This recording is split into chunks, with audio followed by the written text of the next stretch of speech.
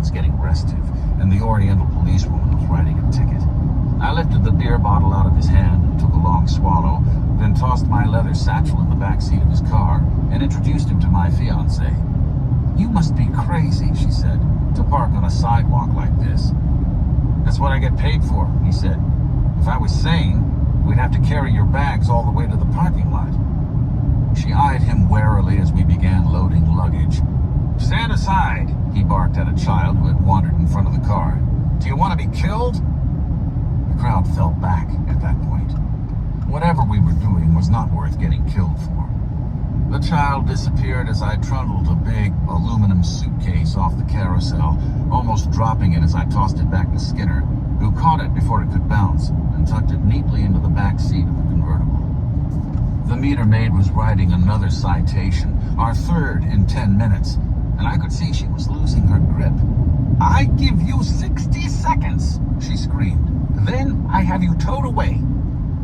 He patted her affectionately on the shoulder, then got in the car and started the engine, which came suddenly alive with a harsh, metallic roar. "You're too pretty for this kind of chicken shit work," he said, handing her a card that he picked off his dashboard. "Call me at the office," he told her. "You should be posing for naked postcards." "What?" she yelled as he eased the car into reverse. The crowd parted sullenly, not happy to see us escape. "Call the police," somebody shouted. The meter maid was yelling into her walkie-talkie as we moved into traffic, leaving our engine noise behind. Skinner lifted another bottle of Primo out of a small plastic cooler on the floor of the front seat, then steered with his knees while he jerked off the top and lit a cigarette. "Where to, Doc?" he asked. "The Kahala Hilton?" "Right," I said. "How far is it?" "Far," he said. "We'll have to stop for more beer."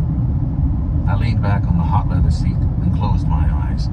There was a strange song about hula hula boys on the radio, a Warren Zevon tune. "Haina ia mai ana kapuana, haina ia mai ana kapuana." I saw her leave for luau with the one who parked the cars, and the fat one from the swimming pool. They were swaying arm in arm. Skinner stomped on the gas, and we shot through a sudden opening to the inside, missing the tailgate of a slow-moving pineapple truck by 6 inches, and swooping through a pack of mongrel dogs on their way across the highway. We hit gravel, and the rear end started coming around, but Skinner straightened it out. The dogs held their ground for an instant, then scattered in panic as he leaned out of the car and smacked one of them on the side of the head with his beer bottle. It was a big yellow brute with scrawny flanks, the long, dumb jaw of a 10th-generation cur, and he had charged the GTO with the back-alley dumbness of a bully that had been charging things all his life, and always seen them back off.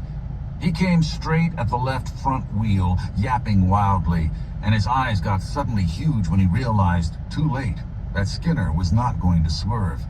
He braced all 4 paws on the hot asphalt, but he was charging too fast to stop. The GTO was going about 50 in low gear. Skinner kept his foot on the accelerator and swung the bottle like a polo mallet. I heard a muffled smack, then the hideous yelping screech as the beast went tumbling across the highway and under the wheels of the pineapple truck, which crushed it. "They're a menace," he said, tossing the neck of the bottle away. "Utterly vicious. They'll jump right into your car at a stoplight. It's one of the problems with driving a convertible.